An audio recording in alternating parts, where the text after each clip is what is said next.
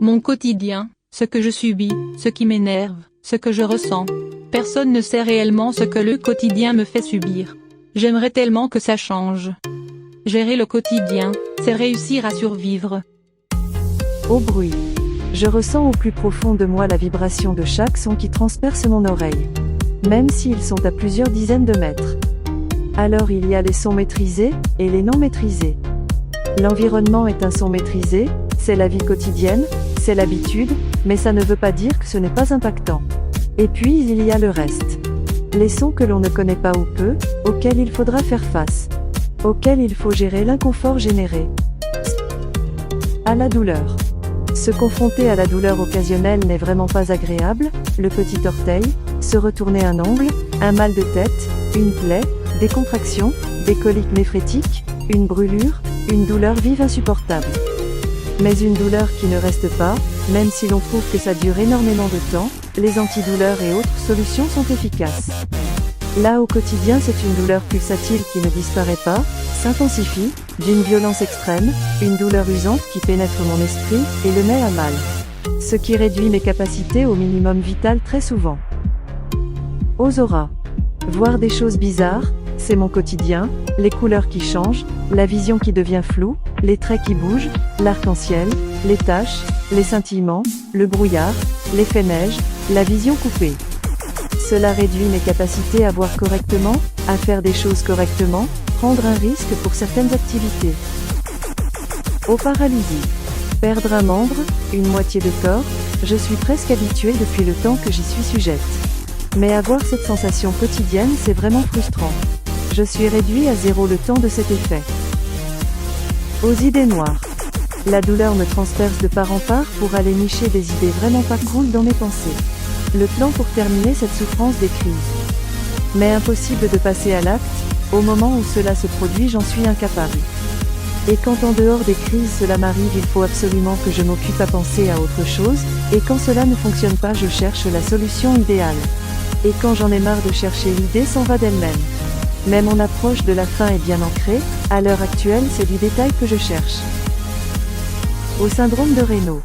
Soi-disant depuis ma perte de poids, induite pour essayer d'aller mieux au niveau des migraines, j'ai déclenché ce syndrome. C'est vraiment space de ne plus sentir ces extrémités. De les voir changer de couleur, de les ressentir glacées, raides. C'est vraiment spécial dans le sens où même s'il fait chaud cela se produit. Normalement associé aux températures qui tombent. Pas chez moi apparemment. Au TMF. Depuis plus de 2 ans on m'a demandé de faire avec, d'utiliser l'autre main en compensation. Et puis le diagnostic tombe, il faut rééduquer. Pas simple, une main qui ne fonctionne pas comme il faut, qui a des soucis de vascularisation, qui est continuellement glacée, et qui ne répond pas toujours, qui n'a plus de force, qui reste bloquée en capitaine crochet. Et qui ne reviendra pas comme avant, que la précision connue ne sera plus accessible, que je peux tirer une croix sur le métier que j'ai choisi. Au malaise chute. Ça fait un moment que je gère les malaises vagales, c'est pénible, et on ne maîtrise rien sur leur venue. La chute est parfois inévitable, les escaliers ont eu raison de moi plusieurs fois. J'arrive à le sentir et me protéger la plupart du temps. À la perte de mots, au brouillard du cerveau. Je perds très régulièrement mes mots, des phrases banales, des gestes simples ne le sont plus, les prénoms de mes enfants disparaissent, comment réagir face à cette situation, la colère, forcément c'est inévitable. Je me rends compte de ce qu'il se passe. Aux odeurs. Les odeurs fantômes qui se baladent dans mon esprit, et qui parviennent jusqu'à mes narines. Des hallucinations olfactives.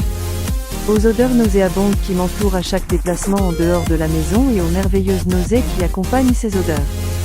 Le parfum d'une personne, les huiles essentielles du thérapeute, l'odeur de l'essence, l'odeur des échappements, toutes les émanations de la cuisine, le café, l'odeur du chat, de la voiture, de mon conjoint, finalement la seule odeur que je supporte c'est celle de mes enfants. La moindre odeur qui pénètre dans mes narines sont analysées par mon cerveau en quelques microsecondes et me renvoient en même temps les nausées et le mal-être associé. À la conséquence des idées noires. Je cogite sur tout le temps, c'est la base de notre esprit, une idée arrive on l'analyse ou pas, et hop elle s'en va. Mais dans ce cas précis, les idées noires restent en fond de tâche, elles sont là en permanence, elles me suivent. J'en ai marre de faire comme si j'arrivais à gérer tout ceci, tous les jours. Moi je vais pas bien de vivre ceci quotidiennement dans le plus grand silence. Sérieusement, c'est des journées à ne plus en finir, de la souffrance, du mal-être permanent. Je gère rien, ou presque rien. Le peu que je fais me permet de continuer, mais jusqu'à quand? Bye.